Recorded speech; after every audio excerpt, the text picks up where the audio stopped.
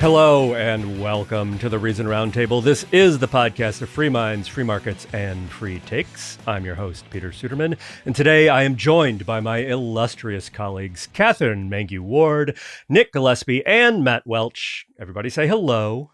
Howdy. Hi. Hello. Happy Monday to the robots. Sure seems like everything's going your way. All right, let's talk about AI, artificial intelligence. It's still in its early stages, but like the internet in the 1990s, our favorite decade, it is already transforming the world. No one knows exactly how AI will develop or how all of this will play out, but there seems to be an emerging consensus that I think Jesse Singal got at in one of his recent newsletters that everything is about to get very, very weird. And in some ways, it already has. So today I actually want to go around the panel and start by asking everyone to describe one way that they think AI either will get weird or that it already has. Matt Welch, you are our resident technology correspondent. Let's start with you. I appreciate the point and laugh segment of this podcast. I'm actually a beloved listener to this very podcast, videocast, and also listener to the Fifth Column podcast. Had an AI thing steal all of her Soviet-Israeli parents' life savings. This is how it worked. Pretty recently, they received a phone call, elderly parents, dementia, Alzheimer's. They received a phone call with her voice, and it was her voice, saying that she got in a car accident, that she'd hit a pregnant woman, that she needed bail money. They kept them on the phone for 4 hours. They were very confused. It was definitely her. She is in distress, and you just need to get those bags under the mattress and like bring them out to the guy in the taxi, and he'll return the bags tomorrow, just in case there's any worry about that. And poof, it all went up in smoke. There are people who can crawl Katherine Mangu-Ward's voice, all of our voices actually, since we are out there in the world quite a bit, and can repackage that in ways to make the old email Ethiopian scams, Nigerian scams, a lot more sophisticated and easy to fool the olds. So I would presume, since that's been part of the internet since its inception, and that is as recently as this morning, I received an email that I assumed was a scam about my immigration status, and it wasn't. That was funny. But we are in a place where Matt, do you have something to tell us about your immigration status? I do not. This is my private concerns will stay that way, Peter Suderman. No, all those things are going to seem a lot more realistic to people who don't know how to distinguish between what is real and what is not. And there's something about audio and video in particular. Once that is done well, it's going to make that scamming a lot weirder and a lot easier to do, I think. Yeah, you need a security word with your family to prevent that sort of thing. Katherine, what do you have for us? I'm looking forward to the ways in which my kids' education gets weirder. And I'm objectively pro-weird, as I think I've established over many, many years on this podcast. This is just a totally bizarre moment to be teaching kids how to write. And frankly, our way of teaching kids how to write prior to this moment sucked. The 5-paragraph essay sucked. And I am happy to dance on its grave.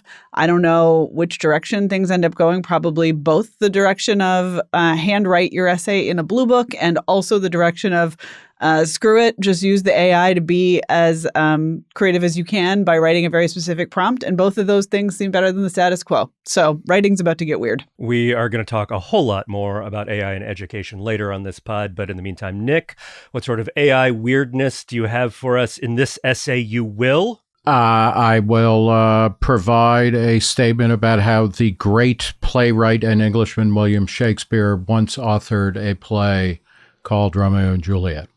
Something like that. I love the college level 5-paragraph essay, but that's separate. No, what I wanted to bring to people's attention was there's a New Zealand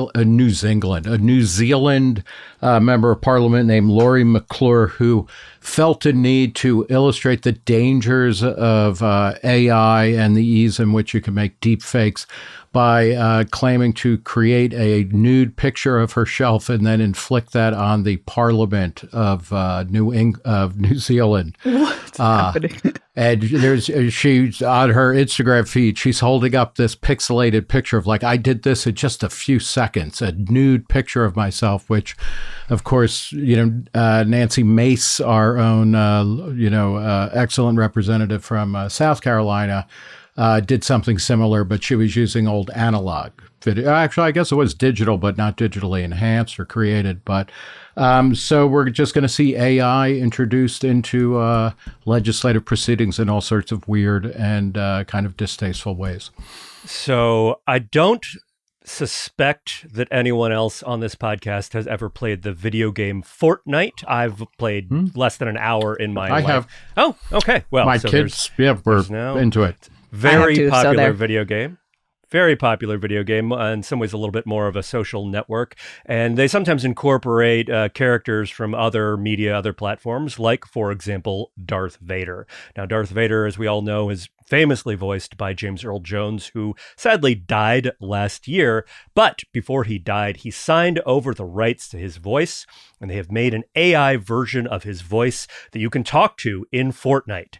And just about as soon as this thing went up, some kids playing the game got James Earl Jones's AI Darth Vader voice to drop the F-bomb. And so it's like freaking this and effing that, and it's really weird. And it's, of course, exactly what you would predict, because it's like in some ways not what you would predict, but it's doing things that it's not supposed to do. It was also giving dating advice about how to like deal with a breakup, quote, exploit their vulnerabilities, shatter their confidence, and crush their spirits. And you can just imagine James Earl Jones's Darth Vader voice giving somebody in a video game that advice, and that is the future that we are entering, that is the future that we are living in right now. 2025 is already pretty weird. All right, we have a lot more to talk about today. More on AI, its effect on jobs, education, maybe on like our souls and meaning in life. Plus, do Democrats have a problem with men? Do we? I don't know. Also, listener question about the big, beautiful bill and the deficit and Stephen Miller, and what's going on with Trump's tariffs and the courts. Quantum tariffs, folks, they're both on and off, legal and legal, who knows, all at the same time. Before we take a break, however, I do want to remind you of something that's coming up. Reason has a debate series. It's called Reason Versus, and it pits Reason versus other publications on big issues that divide us. This June, we will be taking on City Journal. A publication of the Manhattan Institute will be debating the proposition, legalize all drugs. Reason is going to be for it. City Journal will be opposed. I will be moderating, and you, the audience, will get to decide who wins, who has the best argument. This will be a debate with a winner. This debate will be on the evening of Tuesday, June 24th at the Howard Theater in Washington, D.C. That's Tuesday, June 24th in Washington, D.C. You can buy your tickets now at reason.com/events. That is reason.com/events. Alrighty, we will be back right after this. Hey, Reason Roundtable listeners, Peter Suderman here. Do you know a student looking for a transformative opportunity that supports the foundations of a free society? Reliance College invites students aged 16 to 24 to the 2025 Great Connection Seminar in Chicago from July 26th to August 2nd. This year's theme, Reason and Free Will, dives into timeless ideas from writers such as Thomas Jefferson, Ayn Rand, and Aristotle. Students can sharpen critical thinking skills in small dynamic groups, developing the intellectual tools needed to thrive in a free society. Outside the classroom, they will explore Chicago's vibrant culture, touring museums, trying improv comedy, and building lifelong personal connections. Parents, this program equips students to think, reason, and act independently. Go to reliancecollege.org/reason to learn more and apply. Registration is just $800, including room and board for the full week with scholarships available. Don't miss out. Visit reliancecollege.org/reason to learn more and apply. That's reliancecollege.org/reason to learn more and apply. Okay, let's continue our AI discussion in a segment I'm going to call AI of the Tiger. No. Yep. No, this you were only allowed to host on the condition that you never brought up segment titles. I did not agree to that condition. I know, that's what was great about it. You just no. This is not a contract that I've ever agreed to. All right, so let's talk about this. Right, next, Peter. I can understand that people have a lot of reactions to segment titles as well as to AI, and the reactions tend to fall into two categories. There's excitement. And there's also fear, and while we at Reason are generally in the excitement camp, I will admit I have some of both myself. A lot of excitement about the possibilities of AI, but maybe a little bit of worry, not so much fear, just a kind of deep uncertainty about the future. Seems less predictable than ever these days because it really sort of feels like on every aspect of our current cultural and political debates, from the size of government to the role of men in workforce to technology-driven isolation, education, even religion and gender roles, AI is playing a part and maybe going to change all of it. So today I want to probe our collective fear and excitement levels. I want to start with jobs because it seems like that's where many of the biggest concerns are. Recently, there was an essay in the New York Times by the chief opportunity officer at LinkedIn, which is the sort of social network where you can post your resume. And this was the first sentence in that piece.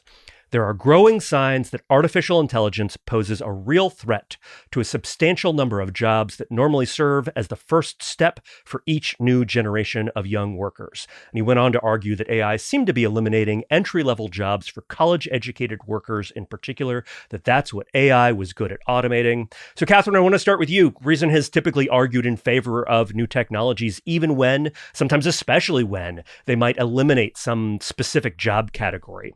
But this seems to be happening very fast to a very large swath of the job market. And part of the worry is that it's cutting out learning opportunities where for young college workers who sort of the type of jobs where they might figure out how to be a better worker. Does this give you any pause about your AI boosterism? Honestly, no. I really tried to summon some kind of on the one hand, on the other hand for this segment. And I just don't feel it. Yes, of course, the shape of jobs is going to change. And yes, of course, there will be disruption. The Luddites were not wrong that technological innovation was bad for them personally in the short run, but they were profoundly and importantly wrong about whether it was bad for the world. And so I think, yes, okay, this LinkedIn dude says the entry-level jobs for college grads are changing. Cool. Those jobs weren't that great.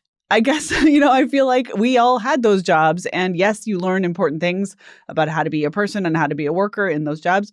People will still figure out how to learn those lessons, doing slightly different functions in their day-to-day, and hopefully being not only entry-level workers being more productive, but also everybody up the rungs being more productive. And I think that's so often overlooked is how can we, if we lack the traditional ways of training junior people or educating students because AI has undermined them, how will we proceed? And the answer is we'll figure it out. We're really, really good at figuring out how to take bright, educated people and turn them into productive workers. That is arguably one of the main things capitalism does well. And there are lots of people who would also say that is the worst thing capitalism does, turns us all into workers. And we can fight about that. But I don't think AI changes that fundamental underlying thing. And what's more, I think everyone says, oh, no, it's happening so fast. That's always how people feel about radical technological change. There's always something that feels like it is moving a little faster under our feet than we would be comfortable with. And the reason for that is because we are not actually comfortable with change. Everything moving feels fast to people whose brains were built in a kind of let's all walk around the savannah and look for antelope situation. So that's just the way of being a human in the modern world. We're going to be okay.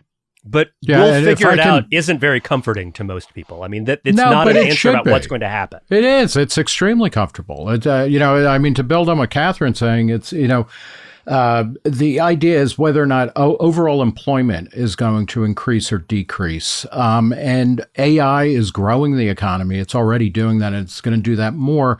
And you don't have, pharaohs always need, slaves, right? So the idea that if... Again, it's comforting to people. You know what? I it all works out in the Old Testament, I think. But the idea is if you take something like journalism, for instance, there's a lot of jobs that no longer exist. Some of them were editorial. Some of them were production related. When I started at Reason in 93, we were still pasting up pages. That era still existed, and that meant a whole series of jobs that had to do with people who were, among other things, literally cutting out and pasting up stuff onto boards, which then were brought to a printer who made plates out of them, photographic plates, etc. Most of those jobs disappeared. Actually, I can say with almost absolute certainty, all of those jobs disappeared. More people are involved in the producing of words and images that get put out somewhere. And so the jobs, including the entry-level jobs, change. People aren't copy boys anymore. People, don't wait at the desk of the editor-in-chief of some newspaper thing and grab a piece of paper that the guy, gives you, and then you run over to the printer or something like that. But it doesn't mean that overall employment goes down, and new entry-level jobs come up all of the time. So it's like you work backward from the demand, and the demand is growing precisely because of technology and innovation. And it's just that none of us, or the three of us who are parents, if it hasn't already happened, we will not be able to tell our kids exactly how to get a job the way that we did. And even among the three of us, and we've got a millennial, a Gen Z, and a baby boomer on this, on the parent side, we each had different experiences finding our way to reason, right? And that's going to continue, and it will change, and that should be comforting to people, because the last place that you want to live is a village where, your great grandfather was the blacksmith, and you're sitting there, having a blast furnace in your face, catching metal filings while your dad is hammering a horseshoe, and you're going to be doing the same thing. Matt, since Nick brings up image creation and writing and that sort of thing, I want to ask you about one of the complaints that people have about AI, which is that it replaces fun or creative activities, right? It's like AI is going to make your movies for you and write your poems for you. But what people really want is robots and AI that will do their dishes and mow their lawn and take sort of annoying, boring tasks off of their hands. Like, you like to touch grass and play guitar and listen to human-created music in spaces that are not filled with robots. Does this concern you at all? Human-created music it's over. It's been over. Napster was released just a couple days ago, right? Back in 1999, and since then, there's been no human music. It's really quite a wasteland out there. I think people that human music. Do you like it, Matt? Was being sarcastic, because human-created music is still with us, as we know. A couple of points. One is that, contrary to Nick Gillespie's blithe assertion, my first job was at McDonald's, and my 16-year-old daughter's first job was at McDonald's, and she lasted longer because she didn't. And quit. Your last job will probably be at McDonald's, with any luck at all. Given current trajectories, yes. She didn't quit after having them try to make her work during the World Series, as I did in 1984. But so I think that when we talk about all of this stuff, that there are all of these kind of overlapping sets of cultural concerns that inform and cloud the debate. There's a backdrop to it. With just taking the little slice of teenagers nowadays. Well, far fewer teenagers work than before. And this is not an AI-driven trend, because AI is pretty recent.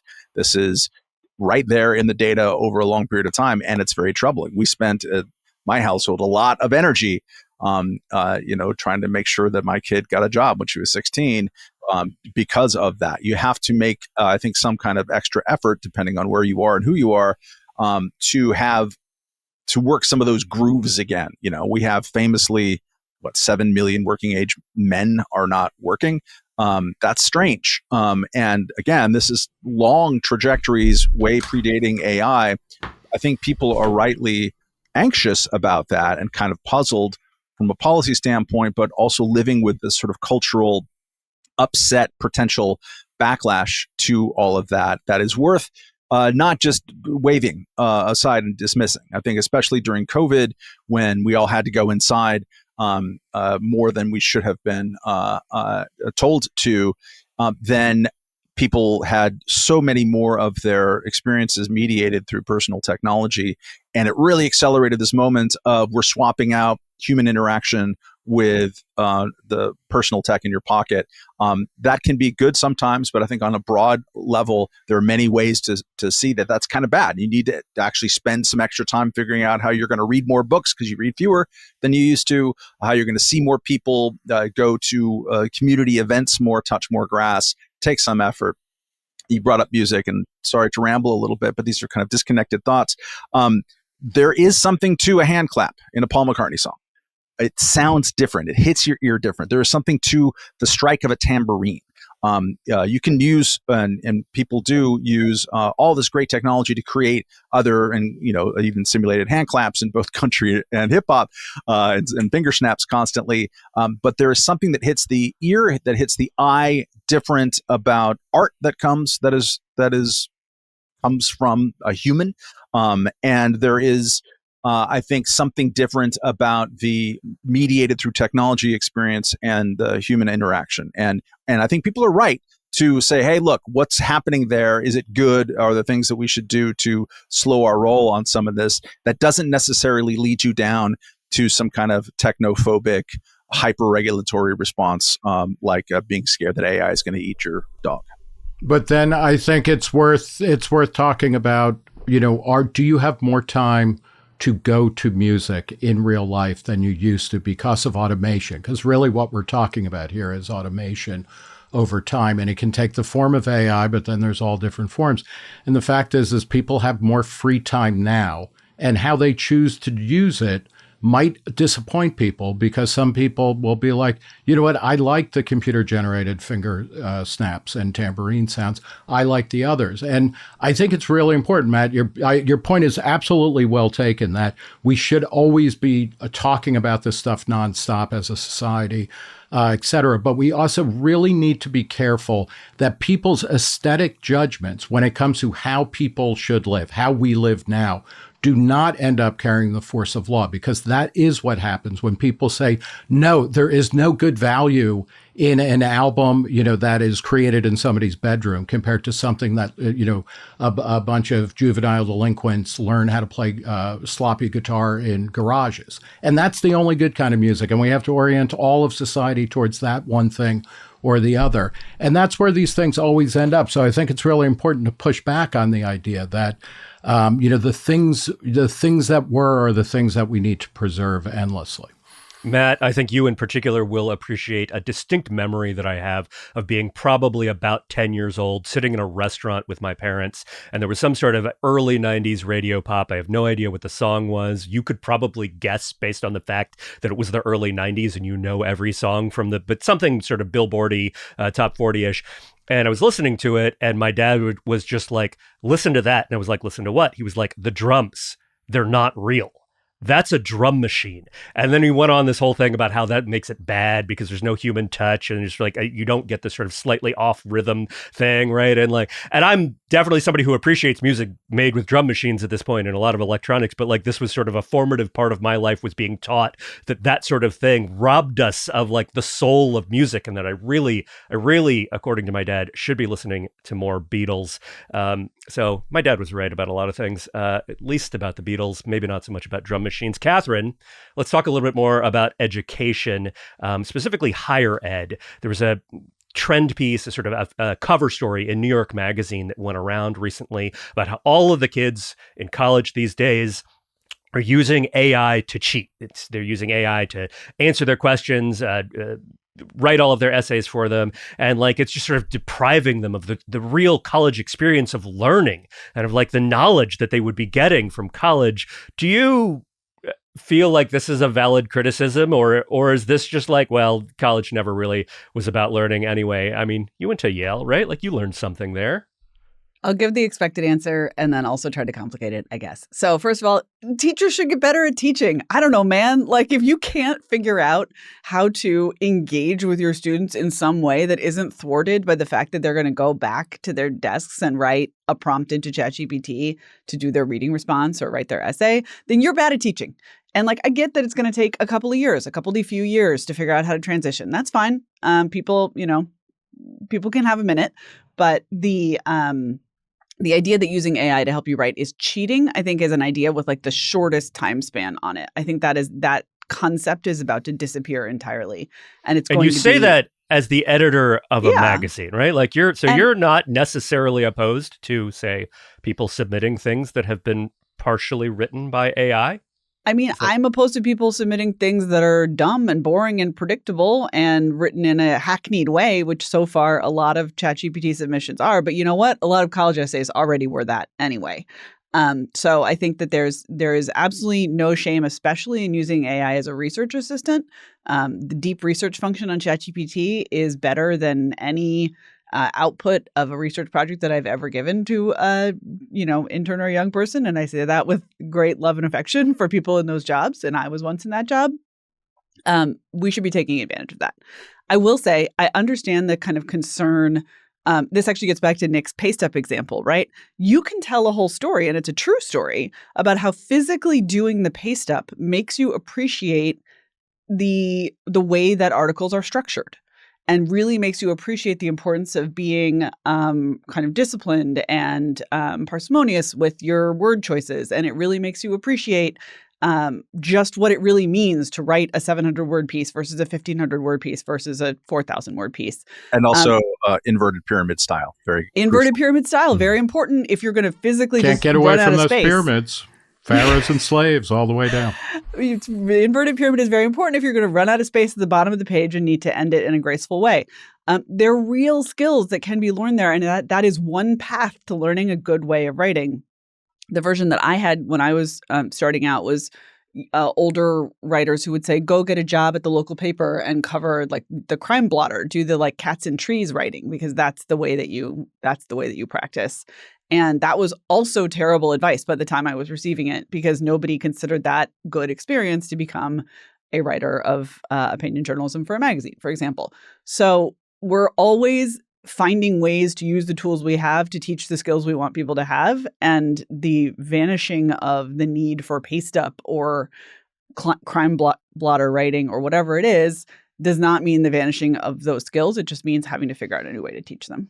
Matt Welch, I want to ask you, beyond college, like what about the grade school aspect of this? There's just increasing evidence that AI makes for a pretty good tutor, and that it's especially good for disadvantaged kids who maybe don't have great access to public education. Do you see this as something that can disrupt the kind of public school quasi-monopoly that we have, maybe even sort of help deal with the teachers' unions that I know you love so much? I think that the biggest disruptor to the school monopoly is just the proliferation of school choice, which is now the law of the land in like 14 states, when it just wasn't 5 years ago, which is one of the greatest shifts in American public policy and life that has happened, and largely without a lot of people noticing it too much, which is kind of interesting. I mean, on the grade school level, it's hard to convert that. It's really difficult to get your stuff mediated on a screen when you're 5, on 6, 7, 8. I think it improves with time. And certainly once you start getting into specialized areas, that definitely improves, and that's good. I would also like to encourage people to think about education as not just what we inflict on our little darlings before they go off into the world. Education is something that everybody does. And in that sense, sort of AI/technology, however you want to say it, so great. I was thinking about little 10-year-old Peter Suderman in a really lousy chain restaurant in Florida somewhere, just crabs in aquariums, listening to a song that dad's telling him to check out the drum sound. Well, you can put up Shazam now, and he could say what that song is. That is an incredible thing for me, because like you hear it, and I'm like, my God, I think that's the Monkees, and you find out no, it's like Paul Revere and the Raiders. But then you can go down a rabbit hole, and it's terrific. People do this. I know a lot of people who are hobbyists, tinkering with old cars, for example. AI is a godsend, right? Like you go, it's not just the YouTube tutorials of people who help you like understand how to do things and clear out culverts and all that kind of porn for Matt type stuff, but also like I've got this weird problem in my manifold. That's the thing, right? And AI is already so much better on that than like your Reddit forums and everything else. Like that's really great. That is adult continuing education. The Merlin Bird app is all that education too. So I see it less as AI is going to hurt a teachers union. Happy to hurt teachers unions any day of the week. That's nice. But I think that's more of a structural thing to do, more than having kids in front of computer screens. But we should think about education as what we all do with ourselves all the time. It makes us more knowledgeable and it makes us more productive. Nick, there's also a kind of geopolitical ramification here. I want to get into some of the policy aspects of this, right? Because there are a lot of people who worry that China is going to get ahead of America in developing AI, that we need to restrict our technology, that China is going to make AI that's either better, right? Technology. Well, we need to restrict our technology from going to them so that they cannot use our technology, their export controls. The Biden administration had the, what is it called? The Biden's Framework for Artificial Intelligence Diffusion. I spent a little bit of time reading about that over the weekend. And in short version, it's a bunch of export controls, but every single sentence I read about this policy just made me want to gouge my eyes out with like a cocktail pick. And it just like made me think, not only should these people not be in charge of AI, maybe they shouldn't be in charge of anything at all. But like, is this something that concerns you that, say, China, which is an authoritarian country that doesn't share our values, might end up with AI that makes them much more powerful, gives them an edge over the United States? Sure. And what do we do about that? What we do is we proceed along our path and we live in freedom and we export freedom and we allow our inventors and the people who are in our borders or that we do business with to be able to innovate and do whatever they want. I mean, this is, it is not a small reason that Biden and the Democrats and Harris lost this election was the approach that they took to AI, which was incredibly backward looking. It was very Luddite. And it alienated Silicon Valley, which had been reliably pro-Democratic Party for a long time, and moved a bunch of people into the Trump camp. And for good reason, because Trump, even in his first term, he was better on AI than the Democrats, or at least the Biden White House had been. They were trying to, strangle everything. I mean, if you want to think about Joe Biden's mental competency, I mean, in his policy work, whether or not it was signed by an auto pen or it was, a repurposed Hall of President Disney animatronic that was actually governing, he was terrible on AI and tech in general. So, that's the way that you do it. If you're worried about China having better technology than the United States, it's probably a safer bet to allow American inventors and people who actually believe in things like life, liberty, and the pursuit of happiness a freer hand to create something that will compete in the marketplace of goods, services, and ideas. Real quick on that, 6 years ago, believe it or not, I spent a week-long junket in Silicon Valley visiting a bunch of tech companies, leading ones, Google, Tesla, Palantir. I wish I was wearing a microphone for that one. Healthcare companies, et cetera, and sort of listening to what they recorded everything, Matt. They did, I know. You can be sure of that. You just need to get the files. I was surprised 6 years ago, before the pandemic, that everyone was talking about AI and machine learning, which of course are very different from one another in ways that I could totally tell you about, and just how much of that was the message they all said. This is what we are using. We are retrofitting our entire operations to use this productivity machine.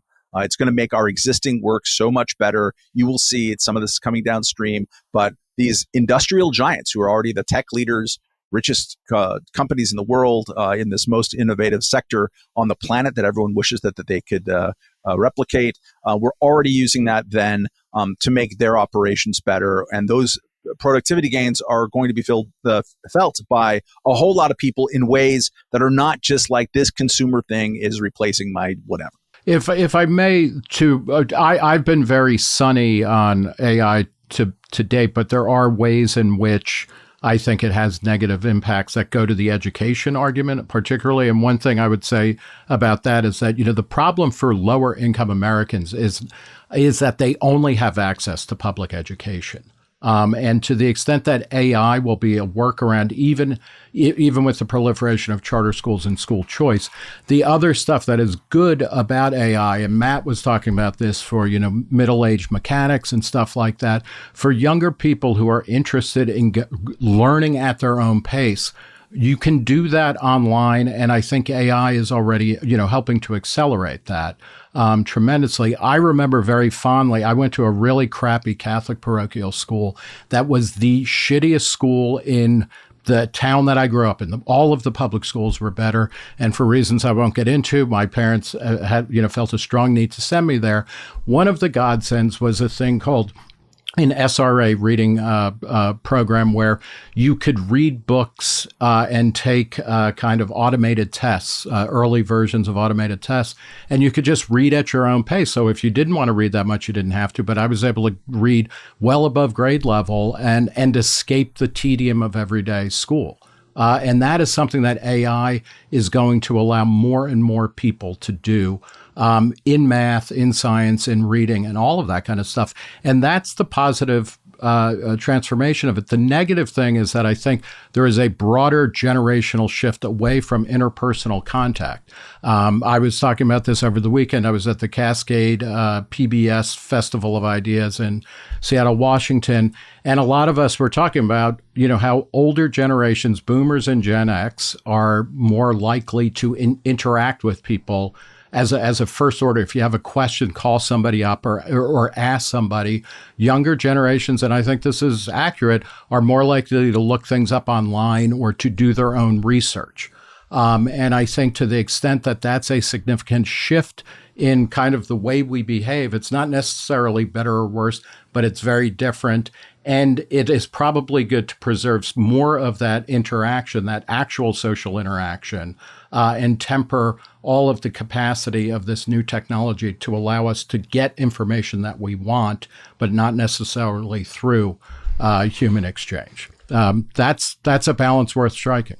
Okay, but on the other hand, Gen Z is the last generation to ever have the fight with their dad at the kitchen table where dad tries to teach you math, but he learned math different. And so then everyone ends up shouting because now there's an AI built into Khan Academy that does that. Yeah. So that's a social interaction that we should eliminate as soon as possible. The way I learned long division was totally useless to my kids. Okay. Let's move on very quickly to a much more pressing political question about interactions and young people. Do Democrats have a problem with men, especially young men? Recently, Shane Goldmacher of the New York Times reported that. And I just want to actually read this bit because it's so good. This is a quote from the New York Times. Democratic donors and strategists have been gathering at luxury hotels to discuss how to win back working class voters, commissioning new projects that can read like anthropological studies of people from faraway places. The prospectus for one $20 million effort obtained by the Times aims to reverse the erosion of Democratic support amongst young men, especially online. It is codenamed SAM, which sounds like an AI, rogue AI, short for Speaking with American Men, a strategic plan, and promises investment to, quote, study the syntax, language, and content that gains attention and virality in these spaces. Recommends buying advertisements in video games, among other things. Now, $20 million is not a lot of money by government standards, but that is more than the annual budgets of some think tanks I can think of. Katherine, let's just go real quick around the panel, but I want to start with you. How much should Democrats spend to understand men? You're on a podcast with three of them. How much should you spend? What does this make you think of, right? What's your, just sort of like, how do you react to hearing that?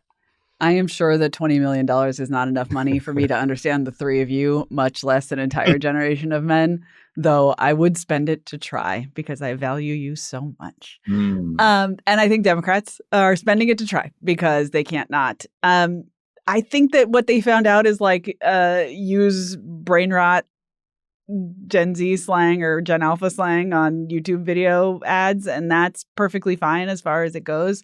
I continue to hope, believe, dream that the way that a political party could connect with voters would be by being normal.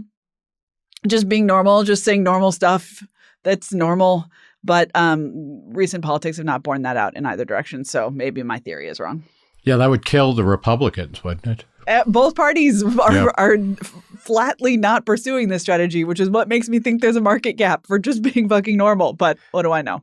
But also, it might not work for some people on this podcast. Nick, I want you to answer this question. Like, how do you what do you think of when you hear that passage from the New York Times? But also, like, contextualize this. You've talked to folks like Richard Reeves, who've been studying some of the ways, sort of looking at some of the ways that young men are falling behind, especially in school. Like, how do these things interact here? There is a major shift in the way that people talk about, conceptualize and talk about and enact masculinity. And that is a society-wide issue that is worth understanding better. Things aren't getting better or worse, but they are changing, and we don't understand that. When it comes to the Democrats, though, the main thing for them to understand is that across every demographic, they lost this last election. So it isn't just men, and it isn't just young men.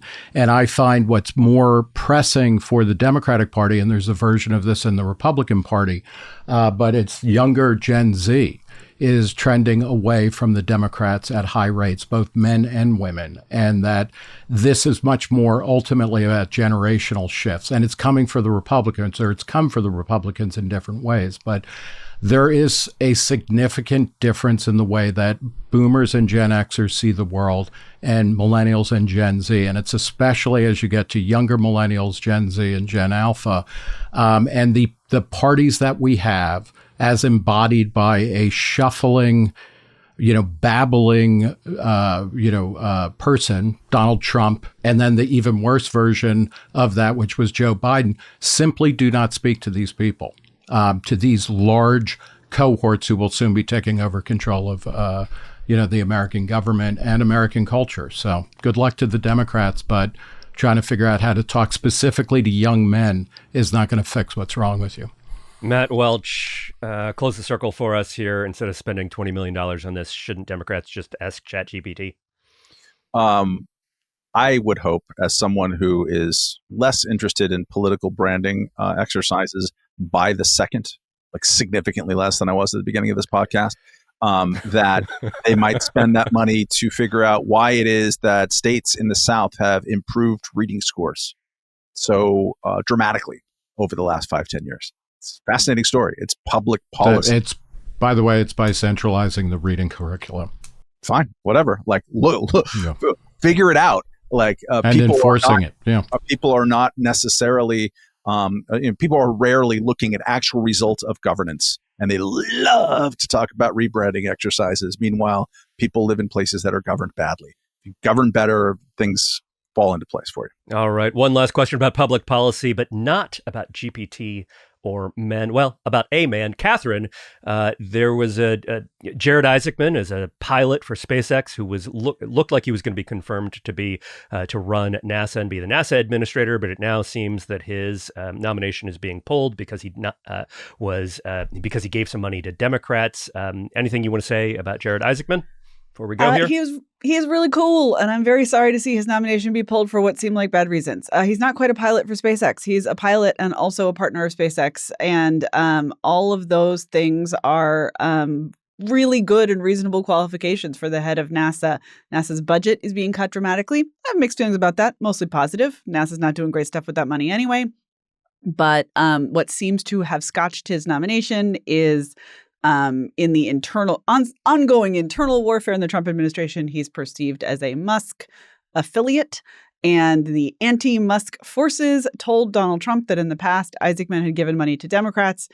Therefore, RIP, a already vetted, approved, and extremely qualified nominee for the role. The new guy whose name is being floated seems like he's fine. He's also a bit of a China hawk, though, so I guess we'll see how that goes. This is just a great example of what happens when you do important appointments by sort of patronage and favoritism system. Live by the sword, die by the sword. But I like Isaacman. I'm a little happy he's going to be returned to the private sector where he can do more good anyway. All right. Well, we are going to do some more good right after this break. The show is sponsored by BetterHelp. Mental health awareness is growing, but there's still progress to be made. 26% of Americans who participated in a recent survey say they have avoided seeking mental health support due to fear of judgment. When people hesitate to get help, it doesn't just affect them. It impacts families, workplaces, and entire communities. This Mental Health Awareness Month, let's encourage everyone to take care of their own well-being and break that stigma. The world will be a better place if they do. Therapy is helpful for learning positive coping skills and how to set boundaries. It empowers you to be the best version of yourself. It isn't just for those who have experienced major trauma. BetterHelp has over 10 years of experience matching people with the right therapist from their diverse network of more than 30,000 licensed therapists with a wide range of specialties. BetterHelp is fully online. It makes therapy affordable and convenient, and it serves over 5 million people worldwide already. You can easily switch therapists anytime at no extra cost. We're all better with help. Visit betterhelp.com/roundtable to get 10% off your first month. That's HELP.com/roundtable to get 10% off. This week's listener question comes from Marty, who asks, the few remaining libertarian voices in Congress are opposing the budget reconciliation bill on grounds that it balloons the deficit. The administration is pushing back on this. In particular, cartoon villain Stephen Miller is claiming that it does, despite the numerical evidence, no such thing.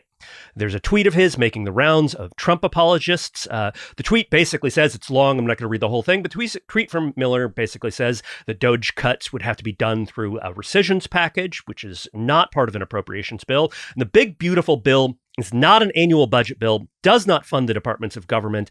In fact, it does a whole bunch of things that he thinks are good, all while reducing the deficit.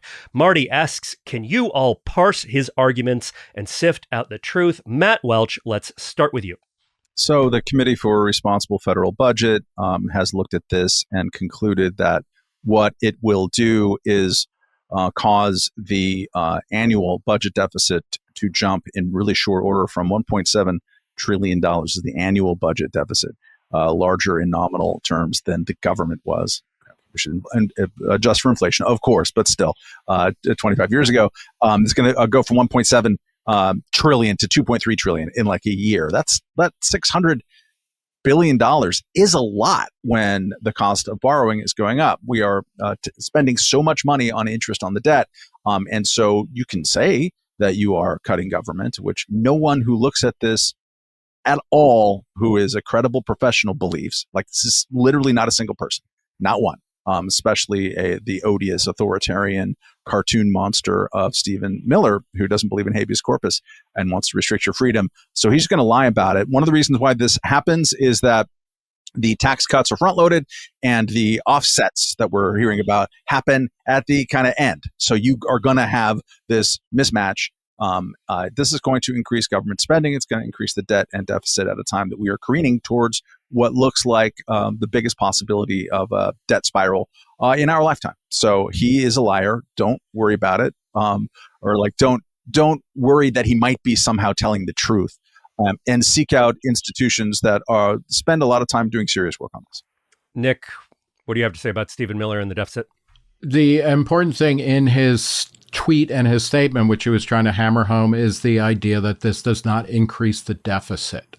It does, and it will. Everything that Stephen Miller says is a lie. Whenever he is talking, you know that the large point he's making, the exact opposite of it, is true. I will point out to a recent piece by Damon Root, who covers the courts for us, talking about the now already forgotten case of Kilmar Abrego Garcia, who was deported to El Salvador. When the Supreme Court told the Trump administration, you've got to help facilitate and effectuate his return, Stephen Miller immediately went on a bazillion broadcasts and whatnot to say that the Supreme Court, and he actually told Donald Trump this, the Supreme Court sided with you, mein Führer, you don't have to do anything. He is absolutely a liar, and it becomes fascinating. What do you do in a democracy when people who are very close to the president just always make things up and are almost always wrong? It forces media literacy on all of us. I will note that it's not just Stephen Miller saying this. It's also the White House Press Secretary Katherine Leavitt, as well as House Speaker Mike Johnson, who is just insisting that there's no way that this bill will add to the deficit, despite every single reputable outside analyst saying absolutely it will. Katherine, do you have anything to add here? Just that her name's Caroline Leavitt, and you should not tar my name with her sins. Oh, I'm so sorry. Caroline It is with a K, though, right? It Carolyn is with a K. with a K. It is a K. I accept alphabet responsibility, but not full name responsibility. All right. The basic thing here that I just want to say is that what the Republicans are doing, the best kind of argument they have is that this bill does cut spending, but if you cut revenues more than spending, the deficit is the gap between the two. And so the deficit goes up, even if you are cutting some spending, or even if you are cutting a lot of spending or planned spending increases, the deficit is going to go up if revenues go down more than you cut spending. And that is at least part of what is happening here. Let's move on to our final topic. Last week, the U.S. Court of International Trade struck down President Trump's use of emergency executive powers to impose tariffs on nearly all imports. Ruling blocked the tariffs Trump imposed under the International Emergency Economic Powers Act of 1977. This is what the Trump administration had cited as the legal basis for the Liberation Day tariffs imposed in April. But that injunction was temporarily paused by federal appeals court on Thursday. Meanwhile, a second federal court also ruled Thursday that the tariffs were unlawful. So the tariffs here are in like some sort of, I think of it as Eric Boehm, who said they're in like a state of quantum superposition. They're on and they're off. They're legal and they're illegal. We don't really know what's happening here. Nick, what do you make of this back and forth between Trump and the courts? I'm very happy to live in a country where the courts are independent of the executive branch. And I think we all should be. They've been acting as a really great check, including many of the judges and magistrates that were appointed by Trump himself, showing that the Constitution and the separation of powers and kind of setting the different branches of government against each other is a genius idea, and it holds up. It held during Trump's first administration, and it seems to be holding now. So like on that meta level, I think it's great. One of the things that Trump has learned, and I think his model here is more Franklin Roosevelt than anybody, like Ronald Reagan or from a ostensibly conservative or limited government side, is that you just keep sledgehammering away. Because if you're the government, all you have to do is win one victory at a time, and you have unlimited resources to kind of keep hammering away at this kind of stuff.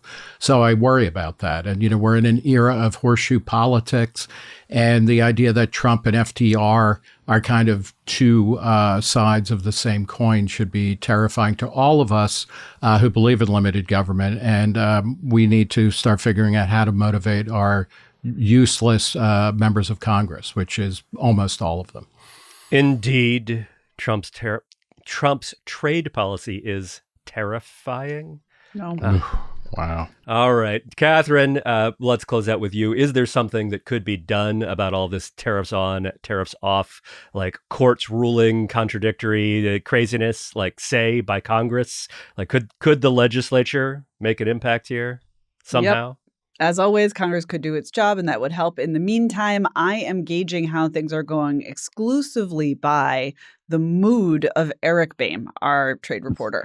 When he comes into the office, I just kind of like check out his vibes to see how things are going. And a couple days back, right after the series of events that you described, Peter, Eric came in buoyant, joyful, bouncing. He reported running his fastest mile time ever on his run the previous day. And he suggested jokingly, but then we actually did purchase champagne-like beverages from both Italy and France to celebrate free trade in all of its glories and have a little toast here at the office. I don't know. It seems like the news is bad and good and bad and good, and I don't know what's going on, but Eric was in a good mood last week, and I'll take it. Yeah, in fact, one of the companies that sued here that made the successful argument was a small wine importer. So if you are happy that the courts are ruling against Trump's tariffs, thank the wine industry. Maybe have a glass of something special yourself. All right, let's move on to our cultural recommendations here. Matt Welch, what have you been watching, reading, and otherwise consuming this week? I watched a Netflix documentary from last year called ABBA Against the Odds. Did you watch it against the odds, or that's what it's called? No, it's really, the odds were really heavily in my favor that I was going to watch a documentary about ABBA. Hell yes.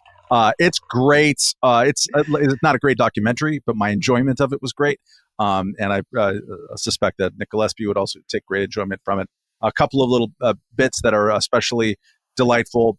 It just basically covers their run.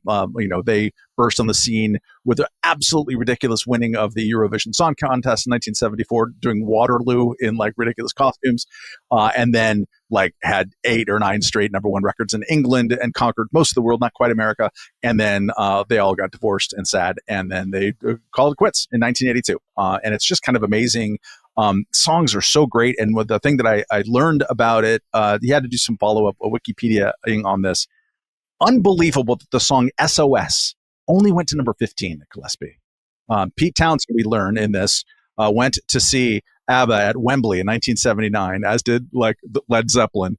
And Pete Townsend allegedly told one of the Benny Bjorns in ABBA, like, dude, that is the best pop song that's ever been written. And I think Pete Townsend is right. That is such a great song. Just the splash of color in an otherwise absolutely dreary Europe, especially Sweden. People turned against ABBA from the beginning in Sweden. There's like splash of color against gray and beige. And they wanted them to be less commercial and to be commenting on Latin American right-wing politics. And I swear to God, they bring this up. And it's like, what are you, is ABBA? So it's delightful on all of those levels, and just what a fantastic band and songwriting outfit. I love it. ABBA Against the Odds, B-, but God, what a pleasure of a B-. Nick Gillespie, what do you have for us? I watched Pee Wee Herman, or the HBO documentary Pee Wee as Himself, which is fascinating both in the way that it was made and in the content. Just very quickly about the former, we've talked a lot about how most documentaries that get produced these days are kind of terrible because the subject of the documentary tends to be the executive producer and have, total control over presentation and whatnot. This project started like that, but Pee Wee Herman, or Paul Rubens, died. And the director who brought it to fruition, Matt Welch, who is a very interesting documentarian, grapples with this. It's just fantastic in that sense, where it's kind of authorized but unauthorized at the same time. It is an absolutely positive portrayal of Paul Rubens. And what I will take away from it, and I suspect all of us have some memory of Pee Wee's Playhouse, the kid show, or it's not a kid show, but a Saturday morning show that was on for about 5 years in the 80s, where it is just still one of the greatest, weirdest, most wonderful moments in entertainment. And it's amazing that it was shown on a major network. Rubens, the character, talks about how when he was a young kid, growing up first in Oneonta, New York, and then in Sarasota, Florida, he was gay, he was an outsider, he was drawn to art by people like Andy Warhol and Warhol's director Paul Morrissey, and he always saw himself as becoming a kind of alternative artist, an underground artist. And really what Pee Wee's Playhouse kind of represents in a fantastic way is how underground art became mainstream at a certain point, partly by destroying the mainstream, but also just by broadening our palette. And I think it's useful to think about somebody like the Pee Wee Herman character in Pee Wee's Playhouse and the movies and whatnot as paving the way for other kind of underground artists who in the past would have been niche taste, but things like the South Park guys, even recording artists like Billie Eilish, if we're talking about people who make albums in their bedrooms, with their brother on an old computer or something like that. Or lots even, of drum machines in Billie Eilish. I don't think any of the noises originate with, instruments, right? Or even a major movie director, somebody like Darren Aronofsky, who essentially does art house movies with mega budgets. Pee Wee Herman is an important figure in all of that, and we should pay homage to him. It doesn't skirt over the personal issues that he had and the legal issues he had. He was arrested for masturbating in a theater in his hometown of Sarasota. It was a porn theater, so it's not as bad as it might first sound.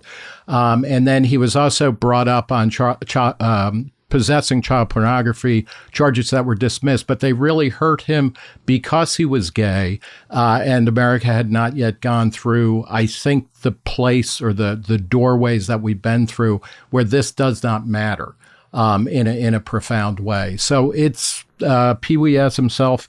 It's a 2-part documentary. It's probably about 4 hours total.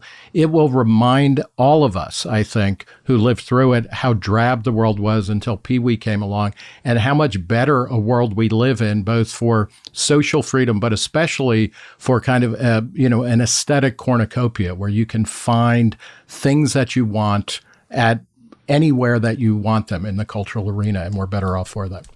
Katherine, what do you have for us? I thought I had talked about this on the podcast before, but I searched it and I don't see it. So I'm going to talk about it maybe again. An album that I just re-listen to a lot, which is The Drop That Contained the Sea. It's a kind of crossover classical album, I guess, by Christopher Tin. A good example, I think, of our conversation earlier, a perfect hybrid of our digital music world and the real life music world, because I found this album because the YouTube algorithm gods were like, hey, we think you would like this weird, huge live show with 2 choirs and a full Philharmonic orchestra performing a song that is a Ugandan rain-making song, rewritten and composed by a dude who is mostly famous for writing the soundtrack of Civilization 4. And YouTube was right. This is a banger, if I may say. Wallo Yelmoni. I don't even know how to say it. It's in Lungo, which is a Ugandan language, apparently. It's a whole album of songs about water. And this is by far the best one, but they are all very good. Maybe it's about climate change or something. I'm not even bothered because you know what? It's in Ugandan, so I can't hear the annoying lyrics. And it's just bringing together huge swaths of the world and history and music making technology. It is sort of sounds like a film score. He studied with Hans Zimmer. The whole thing is coming together to just be the kind of music you should listen to, but only when you're psychologically ready for a 12-minute onslaught of Ugandan rain-making composition. And, are you suggesting there are times when I'm not ready for that? Some of us need space for it. Some of us can do it while multitasking. Y'all make your own choices. But The Drop That Contained the Sea by Christopher Tin, a glorious blessings of both our digital overlords and just humans making music all in a room together. So I recommend it. All right, I watched the new Lilo and Stitch sort of live action remake. I say sort of because there's actually a whole lot of CG in this movie, including the opening sequence, which just looks like a Pixar movie from 2004, and then suddenly you're in Hawaii. It's very strange. So, guys, something is going on at Disney. And I don't know what, because earlier this year, I also watched the Snow White live action remake, and that movie was awful. It was awful just on every level, but specifically was weird and awful because it basically decided that the reason that the evil queen was evil wasn't because she's evil in a fairy tale sense, but because she had bad economic policies, and specifically because she had non-socialist economic policies. The evil queen was evil because she wasn't a socialist. It was explicit in the text of the script. It was just a totally bizarre choice for a children's movie. The new Lilo and Stitch is much better. I wouldn't say it's great. It's not exactly. Is it about age of consent laws? Not quite, but it is about a little girl and Medicaid policy and family separation policy, because the whole movie, the plot engine that drives this thing is, okay, so Lilo is like 6 years old and she's got a 19-year-old sister, right? So like an adult sister who is taking care of her, who is her legal guardian, but they have a social worker, and the social worker is like, your house is messy and things seem to be somewhat chaotic there. I will note it's a little messy of a house, but in fact, if you know anything about like truly chaotic and disordered homes, their house actually looks like basically nice and things seem like basically put together. But the social worker, who is played by Tia Carrere, by the way, just like very funny, odd, is like, you have to do a couple of things: clean up, stock the fridge, and most important, sign up for health insurance. Well, the older sister has to deal with this little monster alien who's running around, doesn't get around to signing up for health insurance, and then Lilo almost drowns in a surfing incident, because this movie takes place in Hawaii, and they go to the hospital, and it's like, well, okay, she's okay, but this is the shadow of death moment at the end of the second act. This is inserted into this film. It was not in the original animated movie, and the social worker comes up and is like, well, you're going to have some hospital bills. And here's the thing: the state can take care of them, but you're going to have to relinquish control of your sister, right? Basically give your sister over to the foster care system or something like it. And this is on the one hand presented as a hard choice. The movie isn't like, well, this is just easy and wonderful. And on the other hand, basically presented as like the good and responsible thing that you should give your child, your sister, who is up to the foster care system because of Medicaid policy, presumably Medicaid policy. I don't know that Medicaid is explicitly mentioned, but it's like a state health insurance program, which would be Medicaid. And it's just a really, really bizarre choice for a plot engine for a kids movie. I'm also not sure it actually makes sense on any policy dimension. I've talked to several Medicaid experts about this, and no one could figure out how accepting Medicaid would require you to, at that point, give up guardianship of your little sister in a situation like this. Maybe there's something in the movie that I just overlooked, misunderstood. It's possible. I didn't go back and watch it a second time and take even more close notes on this, but still, just what is going on at Disney that they decided that this was a good way to remake like a wonderful, actually the original is really kind of great and charming kids movie, and it's just odd, and I am at a loss to explain it. If someone can make sense of this for me, please write us a letter. In fact, if you want to have your question answered on the show, I should have said this earlier. If you want to have your question answered on the show, please send your questions to podcasts@reason.com. Short, pithy, otherwise not very long questions. Podcasts@reason.com. All right. That is our show, folks. Before we go, remember, we do have a Reason versus debate on drug legalization this month. You can buy tickets at reason.com/events. And we are also thrilled to announce that the Reason Roundtable will be coming at you live in New York City at the Village Underground on July 15th. That is Tuesday, July 15th. It is going to be a hot one and a fun one. Join us as we talk about the news and answer your questions. It's going to be a good show, folks. Nick, do you have anything else you want to add on the events front?